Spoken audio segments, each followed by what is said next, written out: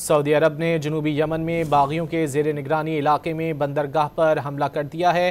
اتحادی افواج نے UAE سے آنے والی عسکری گاڑیوں اور اسلحے کو نشانہ بنایا ہے۔ سعودی وزارت خارجہ نے کہا ہے کہ مملکت کی سلامتی ریڈ لائن ہے، ریاست کو درپیش خطرات کے خاتمے کے لیے کسی کارروائی سے گریز نہیں کریں گے۔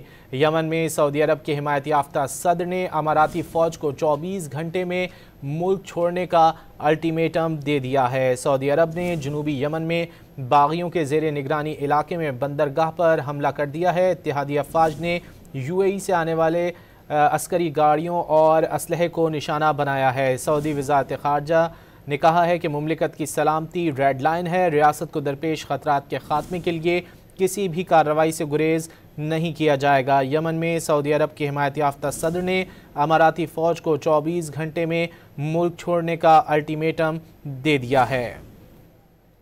اہم خبر ہے، سعودی عرب نے جنوبی یمن میں باغیوں کے زیر نگرانی علاقے میں بندرگاہ پر حملہ کر دیا ہے۔ اتحادی افواج نے UAE سے آنے والی عسکری گاڑیوں اور اسلحے کو نشانہ بنایا ہے۔ سعودی وزارت خارجہ نے کہا ہے کہ مملکت کی سلامتی ریڈ لائن ہے، ریاست کو درپیش خطرات کے خاتمے کے لیے کسی کارروائی سے گریز نہیں کریں گے۔ یمن میں سعودی عرب کے حمایت یافتہ صدر نے اماراتی فوج کو 24 گھنٹے میں ملک چھوڑنے کا الٹیمیٹم بھی دے دیا ہے۔ سعودی عرب نے یمن کی مکلا بندرگاہ پر فضائی حملے کر دیے۔ سعودی طیاروں نے UAE سے 2 بحری جہازوں میں آنے والے عسکری سامان اور گاڑیوں کو نشانہ بنایا ہے۔ اتحادی افواج کے ترجمان ترکی المالکی نے الزام لگایا کہ اسلحہ اور گاڑیاں باغیوں کی مدد کے لیے فراہم کی گئی تھیں جنہیں تباہ کر دیا گیا ہے۔ اسی حوالے سے بات کریں گے، ہمارے ساتھ موجود ہیں تجزیہ کار ہیں، سابق سفیر ہیں جمیل احمد صاحب۔ جمیل صاحب بہت شکریہ آپ کے وقت کا۔ جمیل صاحب کیا کہیں گے اس ڈیولپمنٹ پر؟ سعودی عرب نے جنوبی یمن میں باغیوں کے زیر نگرانی علاقے میں بندرگاہ پر حملہ کر دیا ہے۔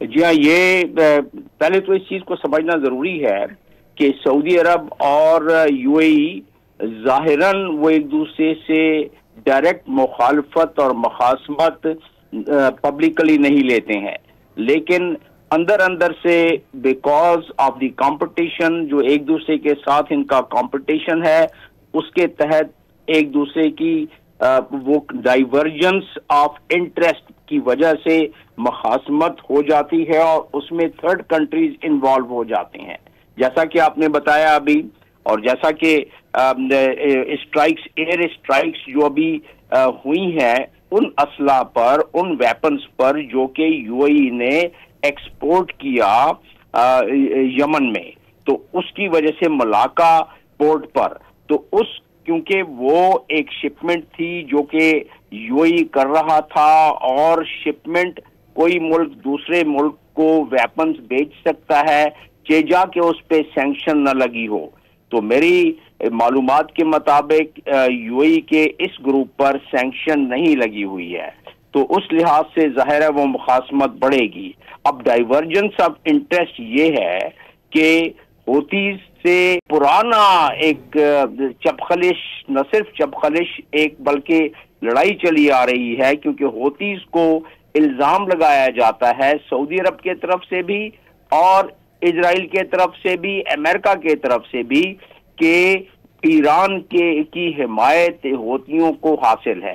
واضح رہے کہ UAE میں کوئی 25% دبئی میں وہ اہل تشیع رہتے ہیں۔ خیر، اس بات کو ادھر چھوڑتے ہوئے میں آگے چلتا ہوں کہ ہوتیز کو کیونکہ ایرانینز کی فیور ہے شروع سے، جب میں وہاں تعینات تھا یمن میں، تو اس وقت حسین الہوتی جو ان کا سب سے بڑا لیڈر تھا، اس کو سعودی عرب نے اسٹرائک کر کے، یعنی ایئر کرافٹ سے بم مار کے اس کو ہلاک کر دیا تھا۔ اسی طرح بہت ساری اور ایسی مثالیں ہیں۔ تو اب کیونکہ ان کے شپمنٹ پر UAE کے ان پر اسٹرائک ہوئی ہے، جبکہ وہ شپمنٹ ان کے لیے تھی مکلا ایئرپورٹ پر، پورٹ پر، مکلا سی پورٹ پر، تو ایسی صورت میں یہ مخاصمت ذرا زیادہ بڑھ گئی ہے، اور جو پاکستان جیسے اور دوسرے ممالک ہیں جن کی دوستیاں دونوں ممالک یعنی UAE کے ساتھ بھی اور سعودی عرب کے ساتھ بھی ہے، ان کے لیے تھوڑی سی دشواری ہوتی ہے کہ وہ کس طرح بیلنس کر کے چلیں، کیونکہ آپس میں डायरेक्ट एक दूसरे के आमने सामने होके वो एक दूसरे की मुखालफत पब्लिकली यानी कि सऊदी अरब और यूएई नहीं करते हैं। इसी तरह सूडान में भी इनके मुख्तलिफ इंटरेस्ट आ गए हैं सऊदी अरब और यूएई को। एक ग्रुप को यूएई सपोर्ट कर रहा है, दूसरे को सऊदी अरब सपोर्ट कर रहा है। तो ऐसी सूरत में यकीनन एक रीजनल टेंशन है जो कि बढ़ती जा रही है, बल्कि रीजनल कंपटीशन है जिसकी वजह से एक टेंशन बढ़ती जा रही है।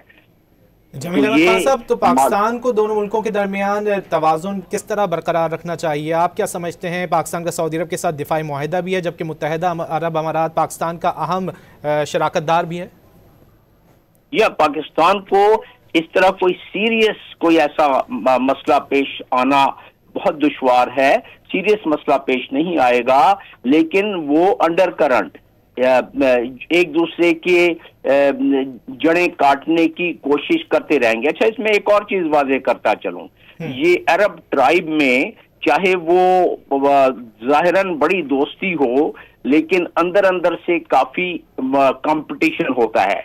तो अब क्योंकि ये कंपटीशन उनके मुल्क से, दोनों मुल्क से बाहर जाके अब वो यमन और सूडान में भी पहुंच गया है, तो पाकिस्तान को जिसे कहा जाए कि अंडर करंट यानी कि एक तौर पर दोनों ममालिक कहेंगे कि उनका साथ दिया जाए। पाकिस्तान को किसका साथ देना चाहिए? जाहिर है पाकिस्तान का एक डिफेंस पैक्ट है सऊदी अरब के साथ, लेकिन पाकिस्तान के 18 लाख अफराद और यूएई के साथ भी शुरू से ही पाकिस्तान पहला मुल्क है जिसने के यूएई में अपना सफारती मिशन कायम किया 1971 में। तो उस लिहाज से पाकिस्तान के लिए यकीनन थोड़ी सी दुश्वारी होगी, लेकिन ये इतना मुश्किल काम नहीं है। पाकिस्तान इसको बैलेंस कर लेगा, क्योंकि पाकिस्तान की कदर और मंजिलत इन दोनों ममालिक में है। और पाकिस्तान, बल्कि जिस तरह डोनाल्ड ट्रंप कहते हैं कि पाकिस्तान इस वक्त स्टेबलाइजेशन का काम कर रहा है पूरे खित्ते में, जो कि ईरान के हवाले से डोनाल्ड ट्रंप ने बात की थी। तो अब भी पाकिस्तान, मैं समझता हूं सऊदी अरब और यूएई के दरमियान ये एक मसला आ गया है कि उनके जहाज और उनकी शिपमेंट पर हमला हो गया है।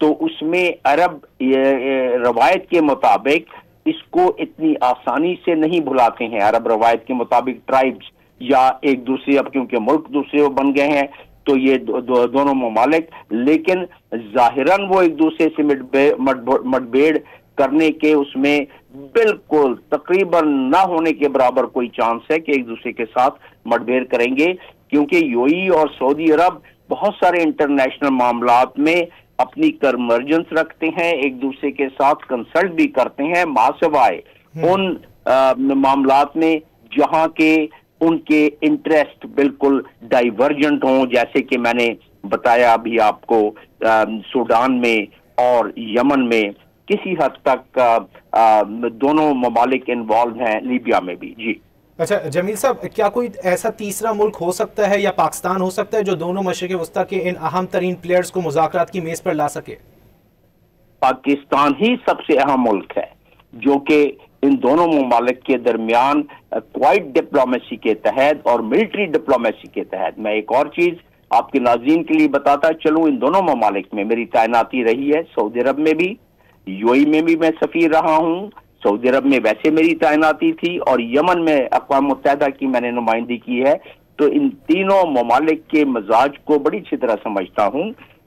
और ये तीनों ममालिक, खास तौर पे दोनों ममालिक, ये पाकिस्तान की मीडिएशन को ज्यादा मुकद्दम समझेंगे एज कंपेयर टू इजिप्ट या जॉर्डन या कोई और मुल्क। यस, पाकिस्तान या अमेरिका, ये दो ममालिक हैं और अमेरिका चाहेगा कि पाकिस्तान, जिस तरह के डोनाल्ड ट्रंप कई मरतबा पाकिस्तान के क़यादत की, खास तौर पर अस्करी क़यादत की पजीराई करते रहे हैं, तो अमेरिका की भी इसमें मैं समझता हूं कि कोई उनको आर महसूस नहीं होनी चाहिए और वो यकीनन इस चीज को तरजीह देंगे, क्योंकि अमेरिका का इंटरेस्ट इन दोनों ममालिक में कूट कूट के भरा हुआ है और मुझे ज़ाती तौर पे बहुत सारी मालूमात है।